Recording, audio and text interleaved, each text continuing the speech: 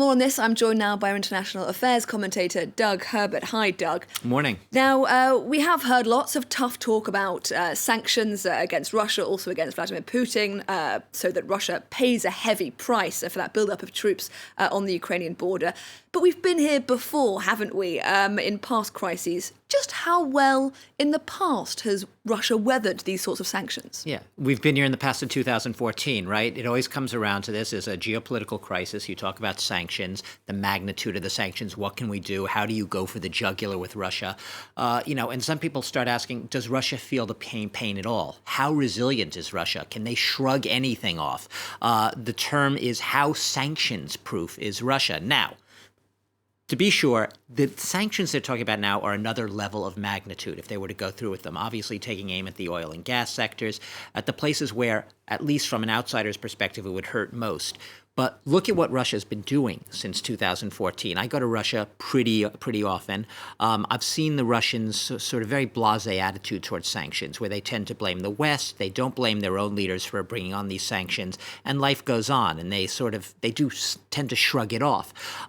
We've seen Russia bolstering its foreign exchange reserves, and when I say bolstering, I mean really bringing them up. They're about $630 billion right now, those foreign reserves, and Russia's been doing something almost no one else does, which is buying tons of gold. I think it was 180 million tons of gold annually.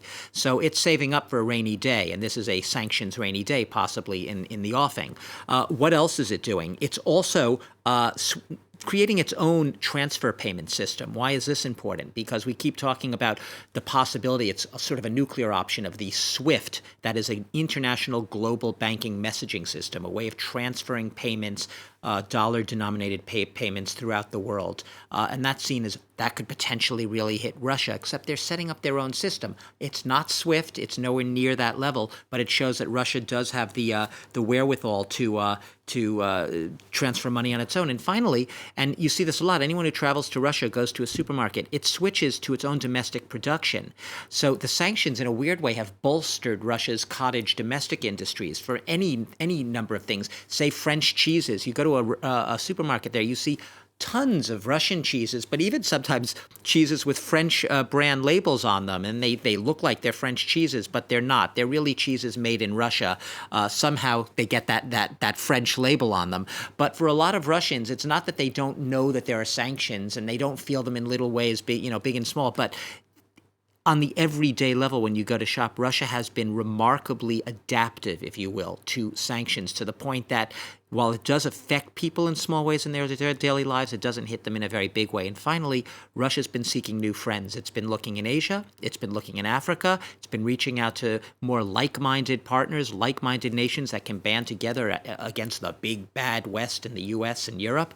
And it's trade with China. China's been a nemesis of Russia in the past, but it's been boosted trade with China. I think it's gone up over 50% in the past several years. So that gives you a sense. Russia knows how to look after its own welfare in times of sanctions, and it's been very resilient to date. And if the West does push ahead with new sanctions, what exactly is on the table? And is there any sign that it would be effective? Yeah, it could. Look, these are the things that could be more effective than in the past. I know I said that Russia tends to shrug it all off, doesn't really feel pain. The Russians are very stoic and resilient. They've been through hell and back.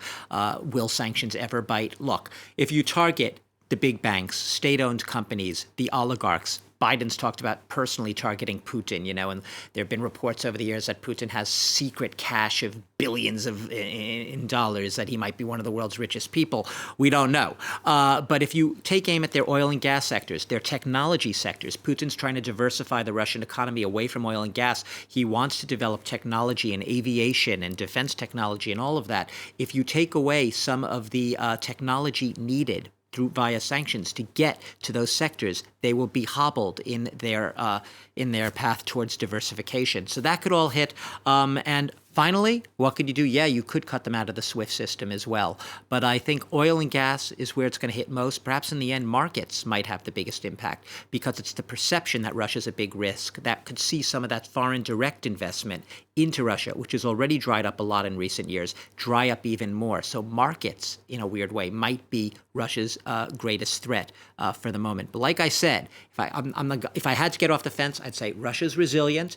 These sanctions may bite, indeed, harder than in the past because they will be perhaps targeted more for the jugular, those nerve points in Russia's economy that hurt the most, oil and gas and so forth, and technology. However, this being Russia with experience of buffering itself against some of the worst blows that the West could try to throw at it, I think they're going to ride it out. And I don't think that Putin is that scared. A lot of people say that, politics trumps the economy in Russia.